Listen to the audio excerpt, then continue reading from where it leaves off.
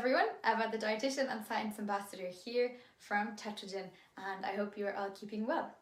Today's topic is one of my favourites to talk about because there's just a ton of controversy around this subject, and this topic, as you can see here, is carbohydrates, or what we like to call carbs for short. So we will get into what carbs are, the science behind carbs, what happens when carbs enter our body, and then the more healthy and the less healthy carbs that we should and shouldn't be eating.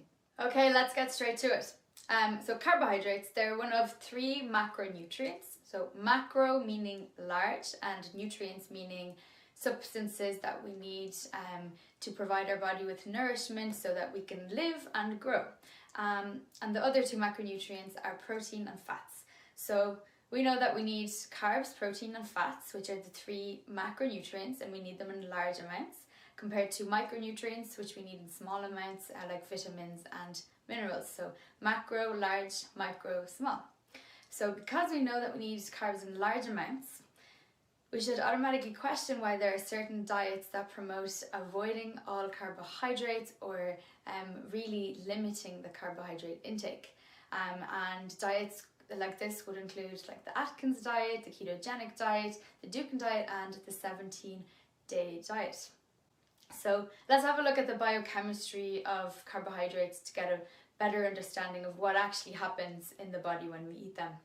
So carbohydrates are compounds that contain the atoms carbon, hydrogen and oxygen, so CHO, and they provide us with energy, and they make up structural components like the starch that is found in plants.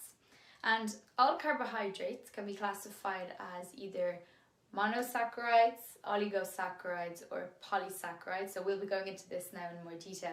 Okay, let's start off with monosaccharides. So mono means one or a single unit, and some examples will be things like glucose, fructose and galactose, so they're all single units. And these single units of carbohydrates, they are needed for energy production and for storage of energy. So the example I'll use today is just G for glucose. And glucose is used by plants for photosynthesis, and it's used by humans as the primary source of energy. So again, if it's used as the primary source of energy, you just have to think why certain diets would advise you to avoid a lot of carbohydrates. Okay, next on the list we have oligosaccharides. So these oligosaccharides are made up of 2 to 10 single units or monosaccharides, and these small units are joined together by bonds called glycosidic bonds. So I just drew a line there to represent the bond here. So some examples of these would be, so here we have glucose plus fructose joined by a bond is actually sucrose, which is table sugar. And another example of this would be the carbohydrate or the sugar lactose. So that would be glucose and galactose joined by a bond, and now you have a new sugar or carbohydrate called lactose. So that's found in dairy. And lastly we have polysaccharides. So poly meaning many, so you can probably guess what I'm going to say next. Polysaccharides contain many of these monosaccharides or single units of carbohydrates.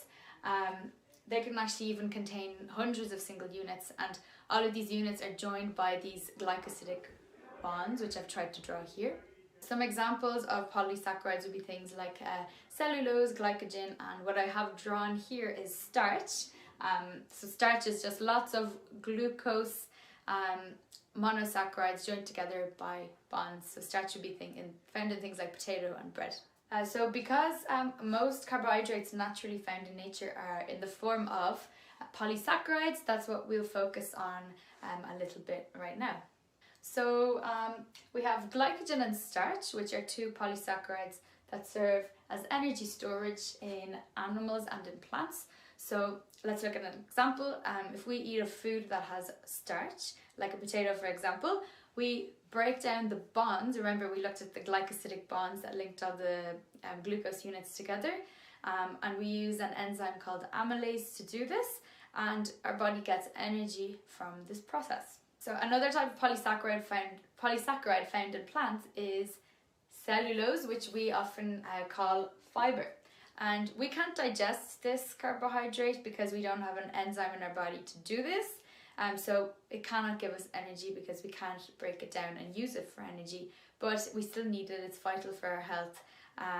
So what we need fibre for would be to add bulk to the stool to prevent constipation, to feed our gut microbiome, to help us achieve a healthy weight, and to help stabilize or regulate our blood sugar levels. So what happens in the body when we eat the different types of carbohydrates? So here I'll just explain my picture in case it's not clear. This is an apple and this is a person. So when carbohydrates are broken down in the body, they're all broken down into their monosaccharides or their single units, and they're absorbed then into the bloodstream, and then we get either energy or we store them. So we store them as glycogen in our muscles and in the liver. So what does stored carbohydrates actually mean? So when there's a period of time that our body needs energy but is not getting it from food, so the apple is out of the equation, our body uses the glycogen stored in the muscles and liver to give us that energy and to maintain normal blood sugar levels. And despite what a lot of people think, that carbs are turned into fat straight away when you eat them, this is not true. So this only happens when there's no more space for the carbohydrates to be stored as glycogen in the muscle and the liver.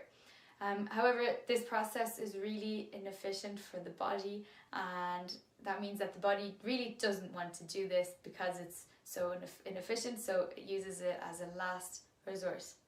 Your body really prefers to use carbohydrates as the primary source of energy, and it wants to avoid turning excess carbs into fat. Okay, so now that we know that carbs are either used for energy or stored to be used as energy later, let's look at how the types of different carbohydrates affect what happens in the body and how we feel. So we have simple carbohydrates and complex carbohydrates.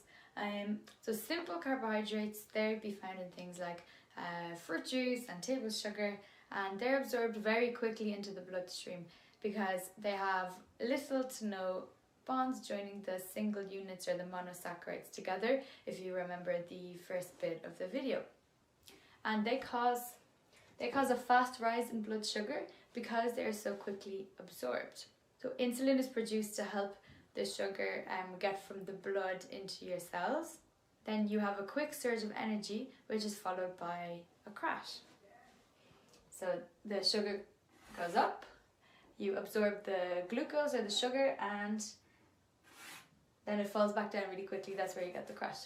Okay, so when we eat complex carbs, the carbs are still broken down into the single units or the monosaccharides, as you remember from the diagram before, and they're still absorbed into the bloodstream, and the difference being is that they have different amounts of bonds. So it takes longer for us to break down the complex carbohydrates because there's more bonds to break down, because there's more bonds holding all the single units together. So how we benefit from this is we get a steady supply of blood sugar, and we get a steady energy. So what happens if we eat complex carbohydrates? Because it takes long to break down, the sugar goes up slowly, so we get like a steady supply of energy, and then it goes back down gradually. So by eating a diet high in complex carbs, we actually reduce our diabetes risk, we prevent that sugar spike, and we prevent the energy crash.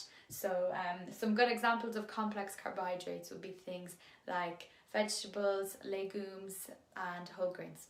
Which brings me on to the next topic, which is the GI, or the glycemic index of foods. So the glycemic index of foods is basically, it's just a number assigned to any carbohydrate containing food according to how much each food raises the blood sugar.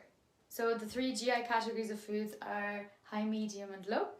So food that has a very high GI, like table sugar, has very few bonds to break down, therefore it's absorbed very quickly into the bloodstream, giving us that sugar spike and then followed by an energy crash.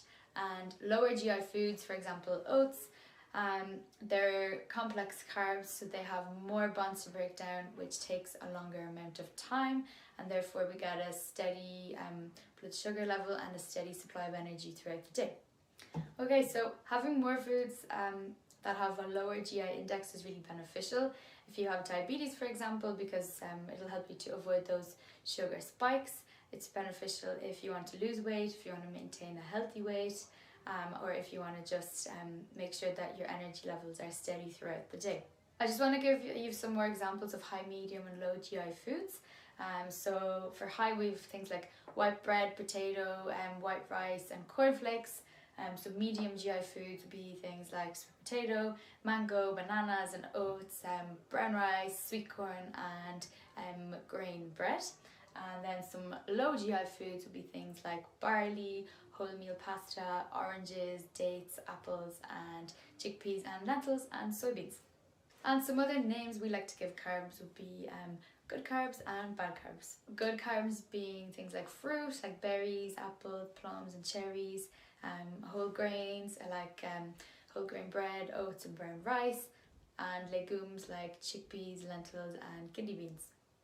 And then bad carbs being things that have lots of simple sugars or simple carbohydrates. So that would be things like table sugar, honey, cakes, biscuits, donuts, white bread and white rice.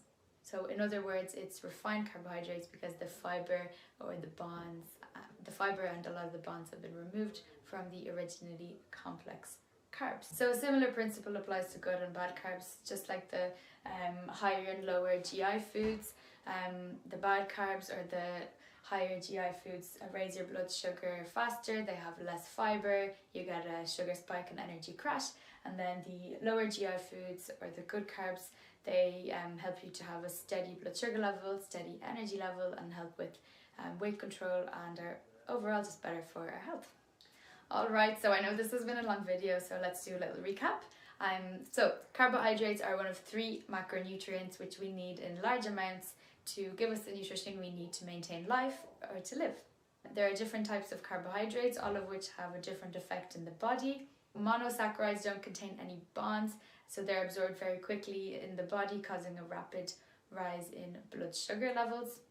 And then when monosaccharides or single units join together by bonds, they are called oligosaccharides, which raise blood sugar levels slightly slower. And then we have polysaccharides, poly meaning many, and they can contain hundreds of these little single units or monosaccharides joined together by bonds. And these are the best carbs to eat because it takes the body a long time to break these down. And this allows for a steady release of insulin, steady supply of energy, and it prevents a sugar spike and an energy crash. So eat as little simple or refined carbohydrates as you can and eat as much complex carbohydrates as you can. Okay, thank you very much for watching this video. I hope you find it useful and I look forward to seeing you in the next one.